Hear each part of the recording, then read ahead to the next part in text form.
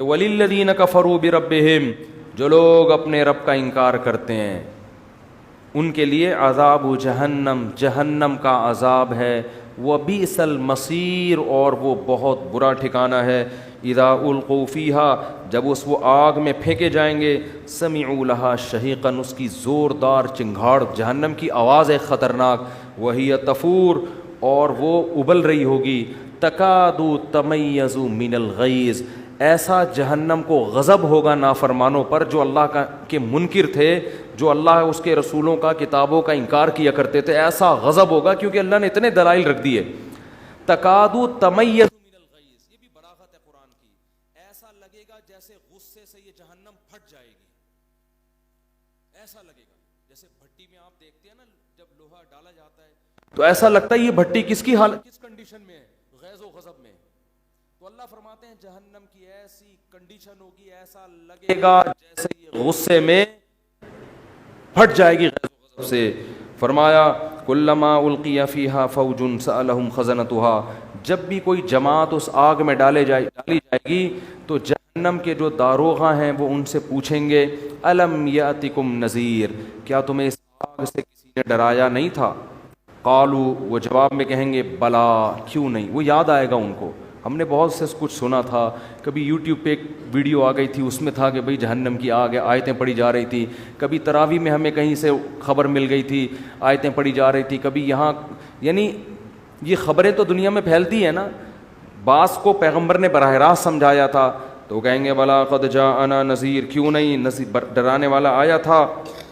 فکذبنا، ہم نے اس کا انکار کر دیا، وقلنا ما نزل اللہ من شیء، ہم نے کہا اللہ نے آسمان سے کچھ بھی نازل نہیں کیا، یہ مولویوں کی باتیں ہیں۔ وقالوا لو كنا نسمع، وہ کہنے لگے کاش ہم سن لیتے ان کی بات، او نعقل، یا عقل سے خود ہی کام لے لیتے۔ بعض دفعہ انسان کا کہ علم میں اضافہ ہوتا ہے کوئی بات سن کے، بعض دفعہ اضافہ ہوتا ہے خود ہی کھوپڑی استعمال کر کے، خود ہی کھوپڑی استعمال کر لیتے تو بھی ہمیں یقین آ جاتا کہ آخرت ہے۔ کیوں؟ دیکھو ایک ٹیکنیکل بات کرتا ہوں میں، اکثر یہ ایتھیس اور منکرین خدا یہ دعویٰ یہ کرتے ہیں کہ یار یہ خدا ایسا ظالم کیسے ہو سکتا ہے کہ لوگوں کو، نافرمانوں کو پکڑ میں آگ میں ڈال دے، یہ کیسے ہو سکتا ہے؟ یہ سمجھ میں آنے والی بات نہیں ہے۔ تو جب بھی کوئی باطل آدمی اعتراض کیا کرے نا تو اس کا اعتراض کا جواب دینے کے بجائے اس پر اعتراض کر دیا کرو، یہ اصول یاد رکھو، کیونکہ باطل کیا کر رہا ہوتا ہے کہ اس پر جو اس سے بڑا اعتراض ہوتا ہے نا اس کو ٹھنڈے پیٹوں پی جاتا ہے، اور جو چھوٹا اعتراض ہو رہا ہوتا ہے وہ آپ پہ کر رہا ہوتا ہے۔ نہیں آئی بات سمجھ میں؟ تو اس کو یہ کہا کرو کہ ٹھیک ہے ہم فرض کر لیتے ہیں کہ یہ تو بہت سخت عذاب ہے آگ کا، اور اللہ اس میں جو نافرمانوں کو ڈالے گا یہ سمجھ میں آنے والی بات نہیں ہے، اللہ ایسا ظالم کیسے ہو سکتا ہے، اس بیس پہ فرض کرو ہم نے آخرت کا انکار کر دیا، نہیں ہوگا کچھ بھی، مر کے ہم مٹی ہو کے کیا ہو جاتے ہیں، ختم۔ یہ اللہ پہ اس سے بڑا اعتراض ہے، ٹھیک ہے نا، کیونکہ دنیا میں اتنے بڑے بڑے جرائم ہو رہے ہیں، اتنے بڑے بڑے جرائم ہو رہے ہیں کہ اگر آخرت، کیونکہ دیکھو آخرت اگر ہے تو پھر اس میں جہنم کا عذاب ہے، کوئی اور تو کسی کتاب میں ملتا ہی نہیں ہے نا اس کا تذکرہ۔ یہ تو یہودی، عیسائی اور مسلمان کہتے ہیں کہ آخرت ہے، اور تینوں متفق ہیں کہ وہ عذاب اس میں کیا ہوگا، آگ کا عذاب ہوگا۔ باقی تو کسی مذہب کے ایسے اس میں تو دعووں میں کلیئرٹی ہے ہی نہیں نا باقی مذہب کے، تو یا تو آخرت ہے یا نہیں ہے، تو پھر یہی ہے۔ اور اگر اس کی بیس پر آخرت کا انکار کرتے ہو تو پھر اللہ پر اس سے بڑا اعتراض ہوگا کہ دنیا میں ہزاروں بچوں کے قاتل بھی گزرے ہیں، دنیا میں آج بھی ہم دیکھتے ہیں ایسے لوگوں کو، میں جانتا ہوں جنہوں نے اپنے باپ کو قتل کیا، اپنی ماں کو قتل کیا چند ٹکوں کی لالچ میں، اپنی دادی کو قتل کیا، اپنے دادا کو قتل کیا، بچوں کے کو ذبح کیا۔ ایک دفعہ میں کراچی میں کہیں کھڑا ہوا تھا، ایک عورت چیخنے لگی، ایسا چیخ کے بھاگ رہی ہے، لوگ بھی بھاگ رہے ہیں۔ میں نے کہا کیا ہوا؟ کہتے ہیں کچھ اس کی گود میں بچہ تھا، کوئی اغوا کرنے والے لڑکے جو بچوں کو بیچتے ہیں انہوں نے اس کی گود سے بچہ چھین کے بھاگ گئے۔ یار اس ماں پہ کیا گزر رہی ہوگی آپ سوچو، اس قدر ترس آئے وہ بیچاری، یہ جھونپڑیوں والی عورتیں نہیں ہوتی، غریب ماسیاں جو ہوتی ہیں، وہ بیچاری کہیں بازار میں جا رہی تھی, اس کی گود سے 2 لڑکوں نے بچہ چھینا ہے اور بائک پہ فرار ہو گئے. نہیں پکڑے گئے وہ. بچہ مر جائے ماں کو تھوڑے دنوں میں تسلی ہو جاتی ہے. گود سے بچہ چھین کے جب آپ اس پہ ظلم کرتے ہو اور بھاگ جاتے ہو چند ٹکوں کی لالچ میں, یار اس بچے کو کہاں لے جا کے تم بھیجو گے, کیا بھکاری بناؤ گے, کیا کرو گے, تم دیکھتے نہیں اس کے کلیجے پہ آرے چل رہے ہیں. اس کا مطلب تو یہ ہوا اگر آخرت نہیں ہے تو ایسے ظالم بھی مر کے ختم, اور جنہوں نے بڑی بڑی قربانیاں دیں, بالکل ایمانداری کے ساتھ زندگی گزاری, کسی کے ساتھ ظلم نہیں کیا, وہ بھی مٹی ہو کے ختم. تو اللہ کے ہاں تو پھر بہت بڑی دھاندلی ہے. تبھی تو قرآن کہتا ہے ام نجعل المتقین کالفجار, تم پاگل ہو گئے ہو, کیسی باتیں کر رہے ہو کہ آخرت نہیں ہے. مطلب یہ کہ جو خدا کے خوف سے اچھی زندگی گزارتا ہے اور جو ظالم ہے بری زندگی گزارتا ہے, تم سمجھتے ہو کہ میں دونوں کو مار کے ختم کر کے ایک جیسا کر دوں گا. ما لکم, تمہیں ہو کیا گیا ہے. قرآن کے الفاظ دیکھو, مجھ پر اتنا بڑا الزام لگا رہے ہو. تو جو یہ اعتراض کیا کرے نا اللہ آگ میں کیسے ڈالے گا, یہ اس سے پتہ چلتا ہے آخرت نہیں ہے. اس سے کیا, اس سے بڑا الزام اللہ پہ یہ ہوتا ہے کہ وہ سب کو برابر. دنیا میں تھوڑی سزا ملتی ہے, دنیا میں تو چور ڈاکو صدر بن جاتے ہیں. حقیقت ہے یہ. دنیا میں تو ایسا بھی کیس ہمارے سامنے آیا کہ ایک لڑکی نے گھر سے بھاگ کے شادی کی اور کیس باپ پہ ڈال کے, بےہودہ کیس کہ یہ مجھے یعنی غلط نظروں سے دیکھتا تھا, حالانکہ باپ پاک دامن تھا, اندر کس کو کر دیا, باپ. اس باپ پہ کیا قیامت گزرے گی یار, کہ ایک تو میری عزت کا جنازہ نکالا اور اوپر سے مجھے پہ الزام ڈال کے. جس باپ نے بچیوں کو گودوں میں پالا ہو, کتنی محبت دیتا ہے باپ. دنیا میں ایسے ایسے مظالم ہو رہے ہیں کیا انسان کانوں کو ہاتھ لگائے, اور ان ظالموں کو دنیا میں سزا نہیں ملتی. اکثر بے گناہ لوگ سزا میں پستے ہیں, پھانسی کے پھندوں پہ چڑھ جاتے ہیں بے گناہ. جو قتل کرنے والا ہوتا ہے وہ کھلے عام گھوم رہا ہوتا ہے. تو بھائی دنیا میں تو ایسا ممکن ہے. اللہ کہتے ہیں کیا میرے بارے میں بھی تم نے یہ گمان کر لیا ہے, ما لکم, تمہیں کیا ہو گیا ہے, کیف تحکمون, کیسے فیصلے کر رہے ہو تم میرے بارے میں, کہ پرہیزگاروں کو اچھوں کو بروں کو مار کے ختم کر کے برابر, یہ نہیں ہو سکتا. تو جو یہ کہا کرے نا کہ آگ سمجھ میں نہیں آتی, اس سے کہیں ہماری سمجھ میں یہ نہیں آتا کہ کوئی بھی سزا نہیں ملے گی. اگر آگ نہیں ہے تو پھر آپ بتاؤ کیا سزا ہے. صحیح ہے نا. تو اس سے پتہ چلتا ہے کہ اگرچہ ہماری سمجھ میں آگ کی سزا نہیں آتی, لیکن بھائی ہماری سوچ اور ہماری سمجھ وہ اس قابل نہیں ہے کہ ہم اللہ سے آگے نکلنے کی کوشش کریں. علماء کہتے ہیں جہنم اللہ کے غضب کا اظہار ہے. خدا کو نافرمانوں پہ جو غضب ہوگا نا, تو غضب کس کا ہے, اللہ کا. تو اللہ اپنے غضب کا اظہار اسی طرح کرے گا, کیونکہ وہ عام غضب نہیں ہے, وہ کس کا غضب ہے, اللہ کا غضب ہے. تو اس سے پناہ مانگنی چاہیے, اس پہ اعتراضات نہیں کرنے چاہیے, اس کا مذاق نہیں اڑانا چاہیے. اس سے عقل مند لوگ پناہ مانگتے ہیں کہ اللہ ہمیں ایسے کاموں سے بچا جس کی وجہ سے جہنم کی آگ حلال ہوتی ہے, اسے پناہ مانگو اس سے. تو قرآن کیا کہہ رہا ہے, تکاد تمیز من الغیظ, قریب ہے کہ وہ غیظ و غضب سے پھٹ پڑے. اور جب بھی ان کے پاس کوئی ان جو لشکر ڈالا جائے گا تو جہنم کے داروغہ پوچھیں گے کیا ڈرانے والا نہیں آئے گا, آیا. وہ کہتے ہیں کاش ہم سن لیتے یا عقل سے کام لیتے. عقل کا مطلب سمجھ میں آیا نا, کہ کیسے ہو سکتا ہے کہ اللہ کوئی سزا ہی نہ دے کسی کو. کاش ہم عقل سے کام لیتے. ما کننا فی اصحاب السعیر, تو آج اس بھڑکتی ہوئی آگ میں داخل نہ ہوتے. فاعترفوا بذنبہم, اللہ فرماتے ہیں دیکھو آج اپنے جرم کا انہوں نے اقرار کر لی. یہ دنیا میں کر لیتے تو فائدہ ہوتا. ان الذین یخشون ربہم بالغیب, لیکن فرمایا وہ لوگ جو اپنے رب کو بغیر دیکھے ڈرتے ہیں. ایتھیس کا سب سے بڑا اعتراض یہ ہوتا ہے کہ خدا نظر کیوں نہیں آتا, وہ آ کے بتاتا کیوں نہیں ہے کہ میں ہوں, وہ خاموش کیوں بیٹھا ہے. وہ خاموش نہیں بیٹھا, وہ خاموش بیٹھا ہوتا تو اتنی باتیں بولو نہ کر رہا ہوتا. وہ خاموش نہیں, ہاں نظر نہیں آئے گا وہ, کیونکہ نظر آتا تو اسے بتانے کی باتیں کرنے کی ضرورت, بولتے کیوں نہیں, پھر ضرورت تھوڑی تھی. پھر نہ پیغمبروں کو بھیجنے کی ضرورت, پھر نہ کتابیں نازل کرنے کی ضرورت. اس کو کیا ضرورت تھی یہ سب چیزیں کرنے کی بھائی, کیونکہ جب وہ نظر آ جاتا تو حجت تمام ہو جاتی, آزمائش, پھر سوچنے کا موقع تھوڑی ملتا. نظر نہ آنے کا فائدہ ہے, اللہ سوچنے کا موقع دے رہا ہے کہ جب سمجھ میں آ جائے توبہ کر لینا, توبہ قبول کر لوں گا. جب اللہ ایسی بڑی نشانی دکھاتا ہے تو پھر سوچنے کا موقع نہیں دیتا. دیکھو قوم سمود حضرت صالح علیہ السلام سے کہتی تھی کہ آپ بڑی نشانی دکھاؤ، معجزہ. وہ کہتے تھے دیکھو میں اللہ کا پیغمبر ہوں، یہ نشانی ہے، میری دعوت دیکھو، میں اس پہ تم سے کوئی پیسے نہیں مانگ رہا، تو بس اتنا کافی ہے، میری دعوت صحیح ہے، غلط بات نہیں کر رہا میں. کہہ رہے نہیں، آپ کو اللہ نے بھیجا ہے، کوئی نشانی دکھاؤ. تو انہوں نے کہا دیکھو جب اللہ نشانی دکھائے گا نا تو تمہیں مہلت نہیں دے گا، اور پھر اس نشانی کے آداب بھی بہت ہوں گے. انہوں نے کہا نہیں نشانی. انہوں نے کہا اچھا کیا نشانی؟ اب دیکھو کیسے عجیب سا مطالبہ کیا بیہودہ، اس پہاڑی سے اونٹنی نکال دو. وہی جو منہ میں آیا بک دیا. عجیب سی بات ہے نا کہ پہاڑی سے کیا نکالو؟ اونٹنی. یہ ان کا خیال تھا یہ تو ممکن ہی نہیں ہے. پیغمبر نے اللہ سے کہا اللہ اس پہاڑی سے کیا نکال دے؟ بیہودہ اعتراض ہے، بیہودہ بات ہے، نکال دے. اللہ نے کہا ٹھیک ہے نکال دیتا ہوں میں، لیکن جب یہ اتنی بڑی نشانی دیکھیں گے نا پہاڑی سے اونٹنی بھی، تو پھر اس اونٹنی کے آداب بہت ہوں گے.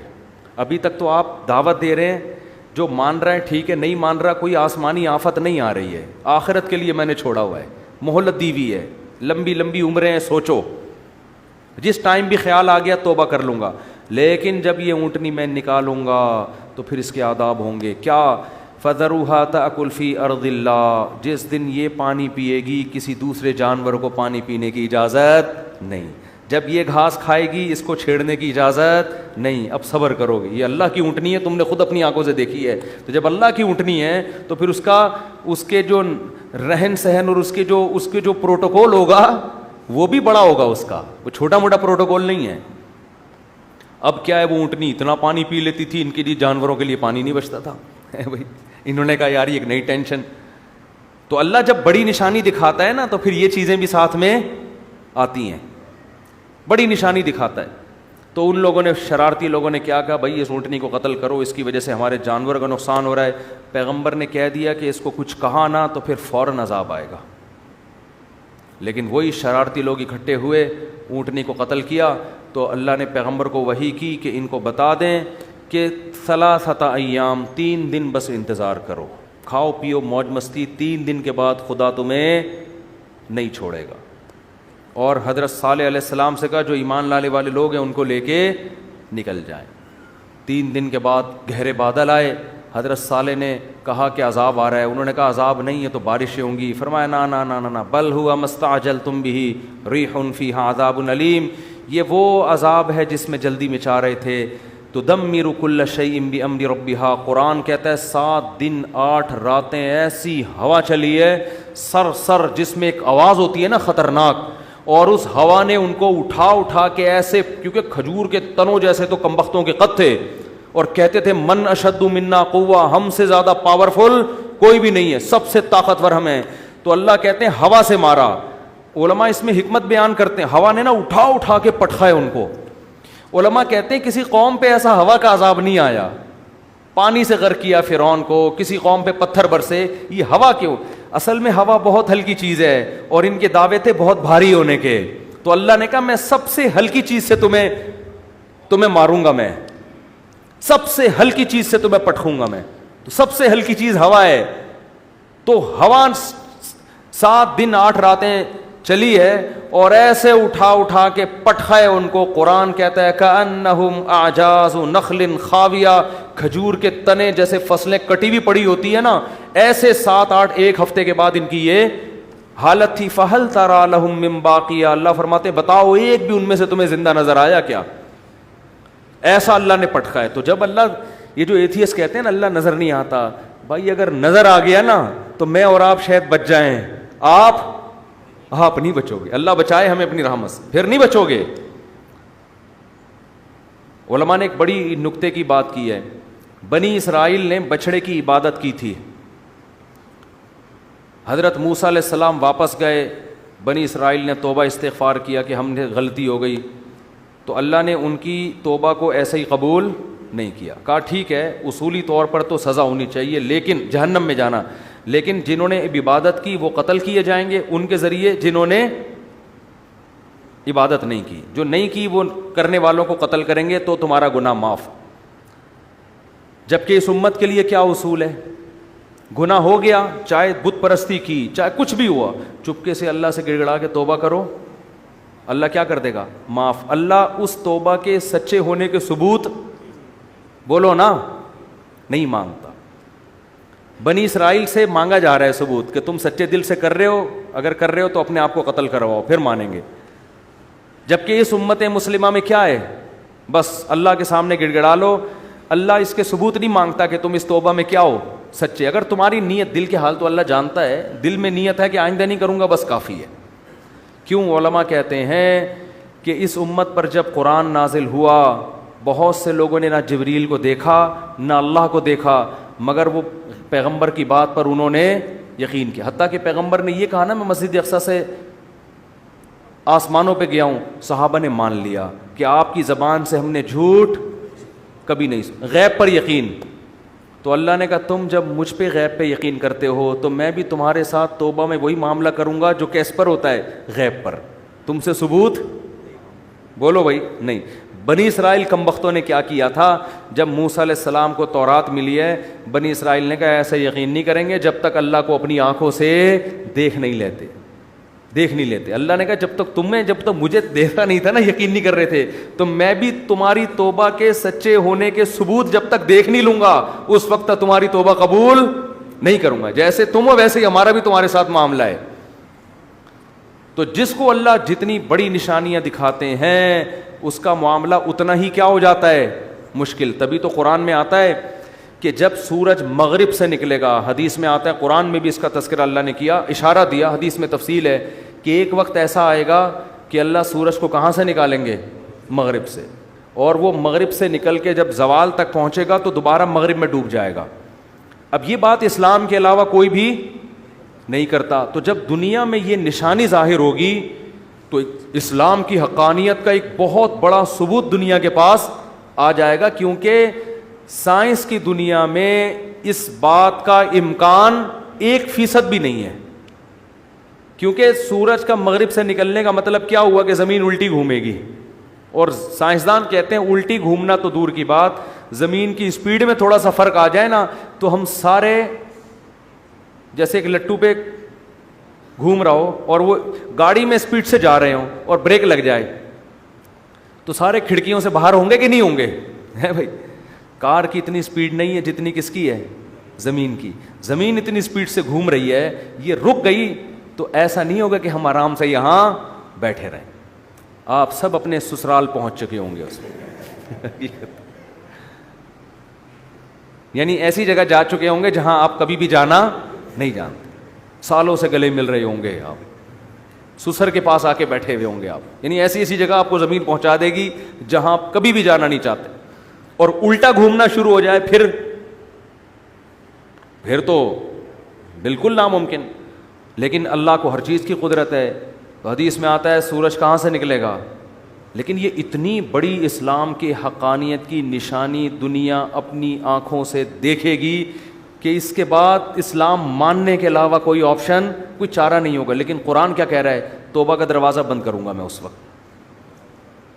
اس وقت لم تکن آمنت من قبل او کسبت فی ایمانها خیرا یوم یاتی بعض آیات ربک، وہ کیا ہے آیت یار؟ یوم یاتی بعض آیات ربک لا ينفع نفسا ایمانها لم تکن آمنت من قبل او کسبت فی ایمانها خیرا۔ اللہ کہتے ہیں اس وقت کوئی کافر مسلمان ہوگا تو اس کا اسلام قبول نہیں، اور کوئی گنہگار مسلمان توبہ کرے گا تو اس کی توبہ قبول نہیں ہوگی۔ سمجھ میں آ رہی ہے بات کہ نہیں آ رہی؟ تو اس لیے غیب پہ معاملہ لکھا ہے، یہی دیکھو، اونٹ کو دیکھو، شہد کی مکھی کو دیکھو، سورج کا نکلنا دیکھو، چاند کو دیکھو، للشمس ينبغي لها ان تدرك القمر۔ اللہ کہتے ہیں ہر ایک کو ایسے دائروں میں تیرا دیا میں نے، نہ چاند سورج سے ٹکراتا ہے اور نہ سورج چاند سے ٹکراتا۔ کل فی فلک یسبحون، اتنے بڑے بڑے اجرام ایک مخصوص دائروں کے اندر لٹو کی طرح گھوم رہے ہیں، یہ آٹومیٹیکلی خود بخود نہیں ہو سکتا. یمسک السماوات والارض ان تزولا, اللہ ہے جس نے آسمانوں اور زمینوں کو تھاما ہوا ہے کہ اپنی جگہ سے ڈاما ڈول نہ ہو جائیں. وَلَئِن زَالَتَا, ذرا سا ان کا بیلنس آؤٹ ہوگا, اللہ کہتے ہیں یہ جاپان کے سائنسدان اس کو بیلنس پہ نہیں لے کر آئیں گے. تو کیڑے مکوڑوں کی طرح یہ خلائی سیارے تو جو تھوڑا سا نیچے سے جس نے چھلانگ لگائی ہے نا, ٹھیک, تھوڑا سا نیچے سے, یہ مجھے وہ لطیفہ بچپن کا بہت یاد آتا ہے, تھوڑا سا نیچے. دوبارہ سنا دوں, کل سنایا تھا, نئے لوگ بھی آ گئے. تو 3 آدمی, ایک امریکی, بس یہ اس کے بعد بیان ختم ہو رہا ہے نا, نئے نئے لوگ بھی آتے ہیں. ایک بھی نیا ہو نا, ایک بندہ بھی نیا ہو تو یہ لطیفہ اس قابل ہے کہ اس کی رعایت میں اس کو سنایا جائے, ٹھیک ہے. پاکستانیوں کی ریسرچ کا پتہ چلتا ہے. تو 3 آدمی بیٹھے ہوئے تھے, ایک امریکی, ایک جاپانی اور ایک پاکستانی. امریکی نے چھوڑی تو نہیں, وہ تو کسی حد تک صحیح ہے کہ ہمارے جو ہوائی جہاز ہیں بالکل آسمان سے چپک کے چلتے ہیں. انہوں نے کہا بالکل آسمان سے, اس نے کہا نہیں تھوڑا سا نیچے. جاپانی نے کہا ہماری جو آبدوزیں ہیں سمندر کی زمین سے چپک کے چلتی ہیں. انہوں نے کہا بالکل چپک کے, کہا نہیں تھوڑا سا اوپر. پاکستانی کیا کرتا, اس نے کہا ہم لوگ ناک سے کھانا کھاتے ہیں. کہا بالکل ناک سے, کہہ رہا تھوڑا سا نیچے, ٹھیک ہے, تھوڑا سا نیچے. تو اگر اللہ اس نظام کو تھوڑا سا اوپر یا تھوڑا سا نیچے کر دے, زمین کے بیلنس کو 23 ڈگری جھکی ہوئی ہے, تھوڑا سا اللہ یوں کر دے,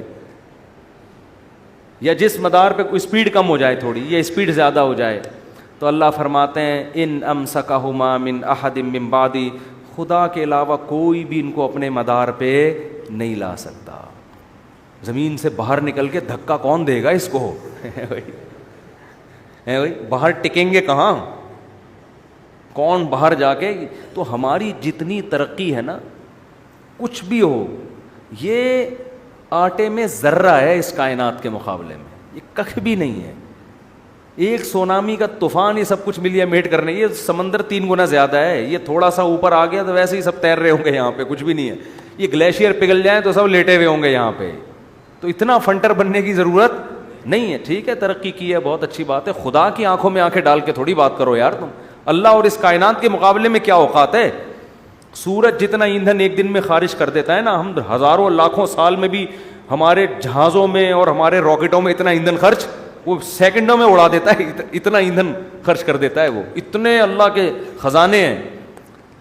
اور جل رہا ہے کیسا, تکے کی طرح ہمیں پکا رہا ہے سورج جو ہے, جلا ہوا ہے, اور صبح صبح اٹھتا ہے اور ایسے تپاتا ہوا سب کو نکل جاتا ہے, کوئی کمی اس میں نہیں ہو رہی.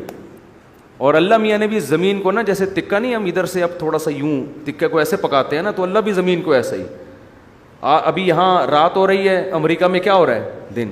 تو یہ بالکل ایسے تکے کی بوٹی کی طرح زمین کو اللہ یوں کرتے, کیا کرتے ہیں, گھماتے. چلو بھائی اب ادھر والے تھوڑا سا انجوائے کریں سورج کو, وہاں والے سو جائیں, اب تھوڑا سا ادھر والے انجوائے کریں. اب ناروے والے پریشان تھے, وہ تو کنارے پر ہیں, تو اللہ نے ان کو کسی اور طرح سے گھما دیا کہ تم نے 6 مہینے دن کے مزے لیے ہیں, اب 6 مہینے اندھیروں کے مزے لو. اور ادھر والے روشنی میں آ جائیں گے 6 مہینے کے لیے جب ادھر اندھیرا ہوگا, اور جب ادھر روشنی ہوگی 6 مہینے کے لیے ادھر کیا ہو جائے گا. ہر لحاظ سے زمین کو نا بڑے طریقے سے سورج کے گرد بالکل جیسے تکا پکانے والا, سوراب گوٹ کی بوٹیاں پکانے والا نہیں, ادھر سے, اور مرغیاں جیسے انڈے کو سہ رہی ہوتی ہیں ادھر سے, اب تھوڑا سا ادھر سے اور چوزا نکل آتا ہے. تو یہ بھائی خود بخود کوئی بھی سسٹم نہیں ہے. ذالک تقدیر العزیز العلیم. قرآن کہتا ہے زبردست غالب بادشاہ ہے جس کو ہر چیز پر قدرت ہے, العلیم جس کے پاس علم بھی ہے کہ کس وقت کس کو کہاں سے تپانا ہے. ٹھیک ہے نا, کدھر سے گرم کرنا ہے, کدھر لائٹ پڑنی چاہیے, کدھر اندھیرا ہونا چاہیے, کدھر گرمی ہونی چاہیے, کدھر سردی ہونی چاہیے, پورا سسٹم ہے یہ. تو اس کے بعد بھی کوئی خدا کا انکار کرے گا اور خدا کی مان کے نہیں چلے گا, تو اللہ کو یہ حق بنتا ہے کہ اس پہ غصہ کرے اور اپنے غضب کے اظہار میں اس کو جہنم کی آگ میں ڈال دے. اللہ ہم سب کو اس آگ سے محفوظ رکھے. مفتی طارق مسعود صاحب کے بیانات سننے کے لیے youtube.com/مفتی طارق مسعود کو سبسکرائب کریں, اور اگر آپ لائیو ویڈیو کو کبھی بھی مس نہیں کرنا چاہتے ہیں تو سبسکرائب کرنے کے بعد بیل آئیکن پہ کلک کرنا مت بھولیں. جزاک اللہ.